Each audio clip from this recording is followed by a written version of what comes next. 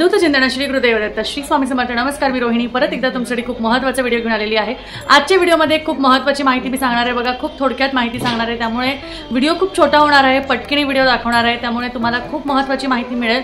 तर बघा, आज आहे आषाढी एकादशी आणि आजच्या दिवशी तुम्हाला तुमचा जर का अजूनही अभिषेक झाला नसेल किंवा अजूनही विठ्ठल भगवानांचा किंवा विष्णू भगवानांचा अभिषेक तुम्ही अजून केला नसेल तर महत्त्वाची गोष्ट म्हणजे तुम्हाला आज काय करायचं आहे, तर तुम्ही जेव्हाही अभिषेक करणार आहात तेव्हा अभिषेक करताना एक महत्त्वाची गोष्ट तुम्हाला घ्यायची आहे।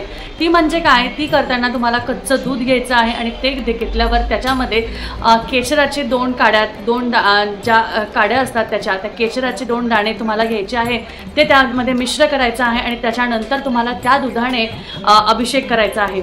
या दुधाने अभिषेक केल्याने तुम्हाला सांगते वर्षभरातल्या जे एकादशीचं जे पुण्य असतं ते तुम्हाला मिळतं, कारण भगवान विष्णूंची सेवा तर आपण करतोच, पण विठ्ठल रूपाची सेवा आपण ह्याच दिवशी करतो, आषाढी एकादशीच्या दिवशी करतो।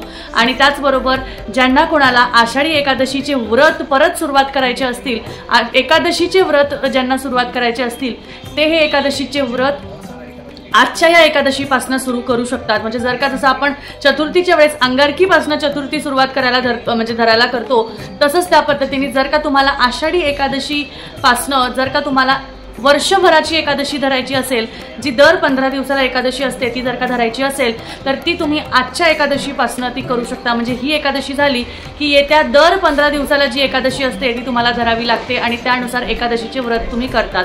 तर मला असं वाटतं की विष्णू भगवानांची सेवा करायची असेल तर नक्कीच एकादशीचे व्रत करा। एकादशीचे व्रत केल्याने अफाट तुम्हाला सांगते इतके पुण्य मिळतात ना, कारण हा एक व्रत असा असतो ज्यामध्ये तुमचे सगळे ज्या गुन्हा असतात त्या माफ होतात। एकादशीचं व्रत हे आपल्या जीवनाच्या अंतासाठी सुद्धा खूप छान असतं, आपल्या जीवनात ज्या काही गोष्टी घडतात त्यासाठी खूप सुंदर असतं। त्यामुळे हे व्रत करून एकदा तरी बघा, तुम्हाला खूप छान वाटेल। आणि त्याचबरोबर तुम्हाला जर का हे व्रत करायचं असेल तर आजच्या एकादशीपासून तुम्ही दर एकादशीचं हे व्रत करू शकता। अशा पद्धतीने आजच्या व्हिडिओमध्ये एवढीच माहिती होती। व्हिडिओ आवडला असेल तर नक्कीच लाईक करा, शेअर करा, चॅनलला सबस्क्राईब करा। परत भेटूया। अवधूत चिंतन श्री गुरुदेव दत्त श्री स्वामी समर्थ। जय जय स्वामी समर्थ।